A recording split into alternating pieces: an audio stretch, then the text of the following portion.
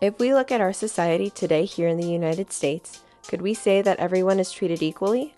Yes, we have made milestone steps to becoming more open and accepting with movements such as the women's suffrage campaign, the civil rights movement, and the push to provide more education for the entire population.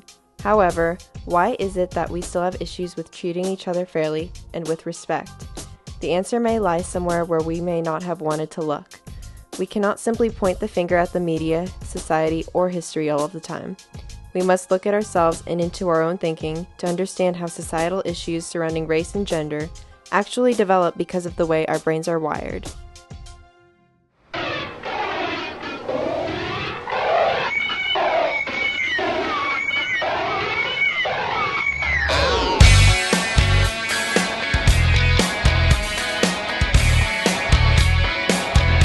My name is Sophia Kirkman, and I am here to show you how we are all subconsciously racist and sexist, no matter how diverse or open we may perceive ourselves to be. It is important to know about this because subconscious biases play a major role in how we think and act, even today, in our modern-day society. To dive into this topic, we must first understand some basic neuroscience. The brain is divided into 3 parts in terms of decision-making: instinct, conscious, and subconscious. Our instinct is our ability to make quick decisions in order to survive or react to our surroundings. The conscious is the part of the brain we tend to use the least, even though we believe that we use it the majority of the time. The subconscious is used for most of our decision making, about 95% to be exact. The subconscious forms what are called implicit biases, patterns or ways of thinking that are formed and based on the surrounding environment. Implicit biases create our preferences or fears of certain groups of people without us even knowing it. The problem is that these biases are created purely on what we observe. They are not evaluated or discerned upon, so they may not be accurate or fair. Right away, you are probably thinking that these biases are bad and that we should find a way for them to be eliminated immediately. However, they are a natural part of our thinking process, as they are important and necessary to our perception of reality. Without them, we would not always have a safe sense of what is normal. In the Bay Area, we are already fortunate to be living in a very diverse and open environment, and St. Mary's College High School completely embodies this vibe. I decided to conduct a few case studies to see how students may feel they are treated unjustly and to see if they have any implicit biases in their lives. I don't see any other race as unequal, Mm-hmm. It's just maybe through social and cultural norms and growing up in a different culture than someone else, maybe there might be some sort of separation, but it's not through intentional means. I tend to view people who have those extreme views as people of older generation, or people who grow up in privilege and they live exclusively with their own race. I think in the past we've definitely mistreated women, and I think that has improved overall. If you think about women's rights in terms of voting and higher pay and work jobs, but I think overall there's still definitely some issues that need to be addressed. I guess mostly when you're out in the street. I was in San Francisco last weekend, and we were literally just sitting there having our dinner, and these guys are "Oh, have a nice dinner, ladies." So it's just it's in the streets, and then it's also sometimes if I am it's mostly with male friends, and sometimes in a conversation and they just start talking about I guess girls, and I just have to be whoa, okay. So the media definitely has a big effect because we're a media culture.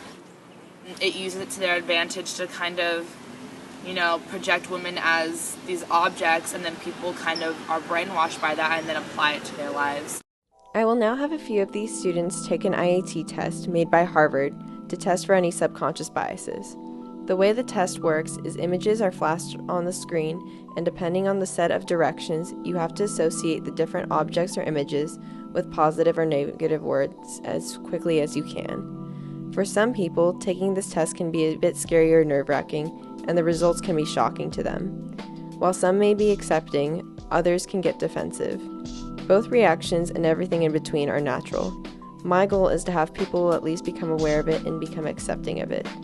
After students took the test, I checked in with them to see how they felt afterwards.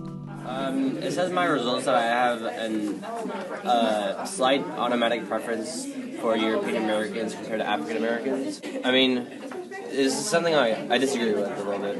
Okay. But they say that in the test that they had me take, that I would respond more, or like when white European Americans were classified with the good connotation words, and compared to when African Americans, and then vice versa, I would put African Americans bad. I'd respond faster. I would disagree with how this was set up because the test, it requires you to change focus a lot. Like, one of the questions was, like, the score reflects the culture that I'm exposed to, but not me personally. I think at the end they also asked me, like, how important is, like, career and family to you? And I selected, like, very important for career and extremely important for family. Yeah. And I guess, like, you still see that maybe family is a little more. So I guess that, like, falls into the stereotype that you would think of. Or maybe it is just, like, human nature. But I think it, like, carried on so much that it kind of became a stereotype where people would, like, think, okay, woman, family, guy, career.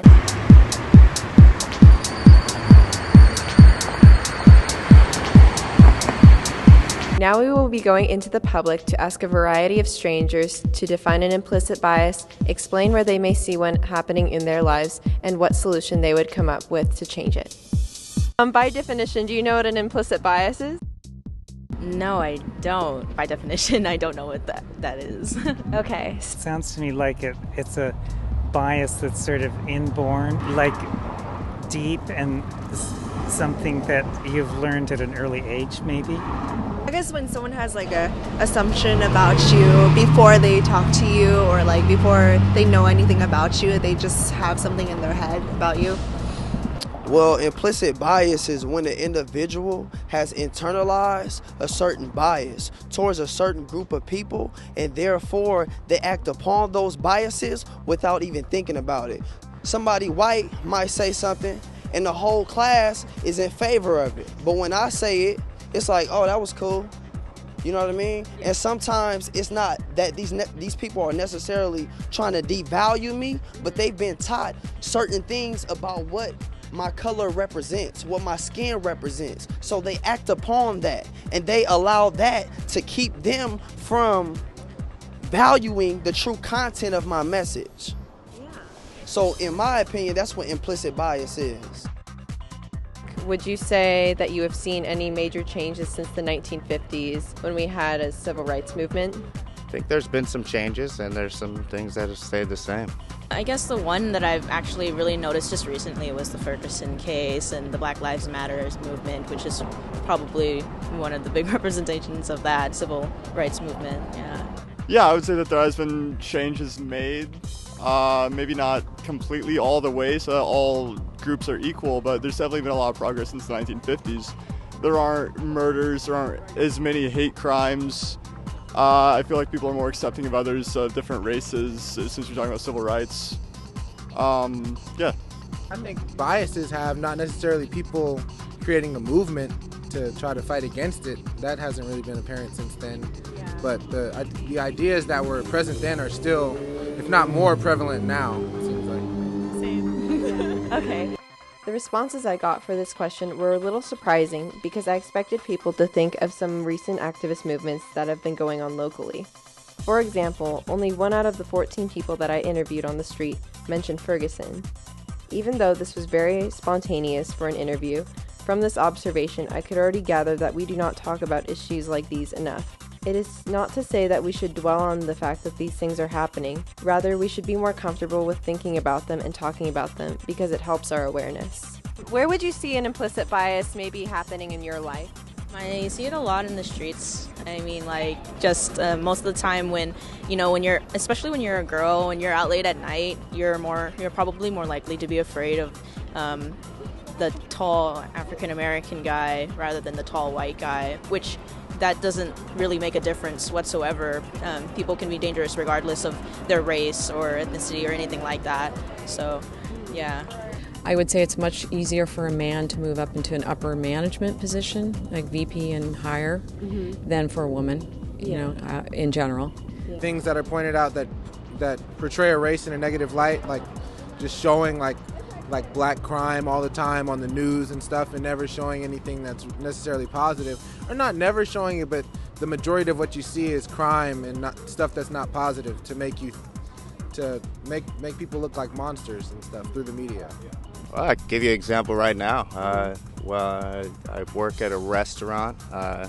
It's trying to be 5-star restaurant, and I noticed that there are certain color employees that are favored over the other ones. And for myself personally, being of a mixed race, I had longer hair that was harder to keep tame, and I got a promotion when I got a haircut. It wasn't exactly like that, but I knew it and they knew it would help. They appreciated it.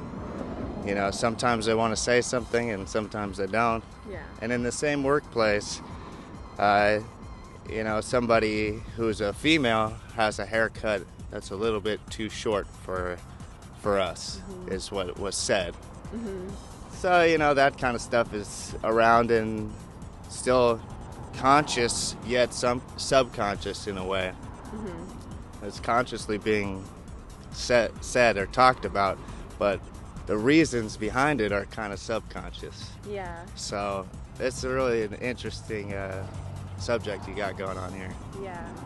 If you were somebody of a different gender or race, would you see yourself having a different life or having different opportunities than you have already had? My first degree was in human resources, and we had a project, and one of the projects was about Hooters. And a guy he sued Hooters because they only were hiring women because of the attire, and that became a huge lawsuit. But it was a huge topic because, a man wanted to work at Hooters. But if I was a man, I probably would apply to the same type of position, not only because of it's Hooters, but also for the women too, So I get it, yeah. I guess I would have to be an Asian woman to answer that question, because I don't what would you say if I asked you if you were a black male? What would you say? A lot of times, if a black woman might not have advantages towards an education. Maybe they might be in a single parent family or something more, and so then there wouldn't be as much money in the family to be able to pay for education. Even though this question may seem racist or sexist in itself, it shows a good analysis of one's true colors. Some people may answer this question in stereotypes, and this is common. Others may not be able to answer this question because they do not know how it is to live like somebody of the opposite race or gender. Neither of these answers are right or wrong. They are just a way to test one's thinking. As a viewer, I encourage you to look at this question and see how you may have differences in your life, whether it be through your education, your job opportunities, or just the way you are treated. All of these differences add up and determine who you are and what your role is to society. How would you make society more equal for everybody? I suppose just to listen to people, to really get to know the person before making an assumption, listening to their life story, or getting to know someone before making an assumption about them. Yeah. I think we underestimate children in the way they think.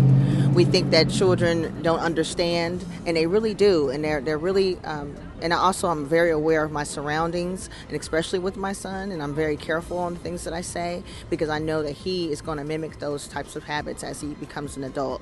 So I think if a lot of parents, take that type of position in their child's life, we can definitely reposition the society that we live in. I don't have a solution for that. That's all right. Yeah, I can't. It's something that the whole society has to work on. Recognizing that other people have the same rights and potentials to be all that they can be is one of the bigger obstacles, because we feel that because sometimes people come from different economic backgrounds, they don't have the same potentials as someone who comes from a more privileged background. Or if they come from a different neighborhood, they don't have the same opportunities as people who come from more privileged neighborhoods. So I feel like if you give everybody the equal opportunity to attain, their aspirations and their dreams and what they want to accomplish, then I think it's easy to trust in people's will to be able to actually want to succeed. Yeah. After watching this video, I hope that viewers have become more aware and are now more open to talking about these sort of topics. Instead of feeling guilty that you are subconsciously racist and sexist, understand where these biases come from. Recognize how you may be acting prejudice in any sort of manner, even if it is not blunt or outright. You may see how biases affect things later in your life, such as in hiring processes, legal decisions, and overall just treatment of others. You do not have to be a social activist to make a difference, and we do not have to make laws or rules to force people to change. The change will be gradual and slow, but when we work towards it, a little will go a long way. I hope to have sparked enough interest in you to at least think about it and talk about it. Do not be ignorant and think that we live in a post-racial or post-sexist era.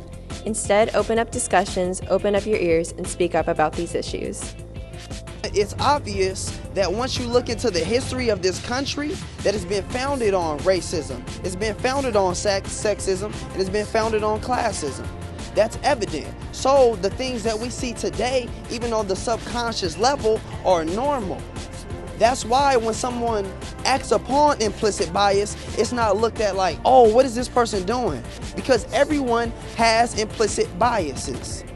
Now, not just towards everything, but specifically towards racism, sexism, and classism. We all think with that mindset because of the way that we've been socialized in this society.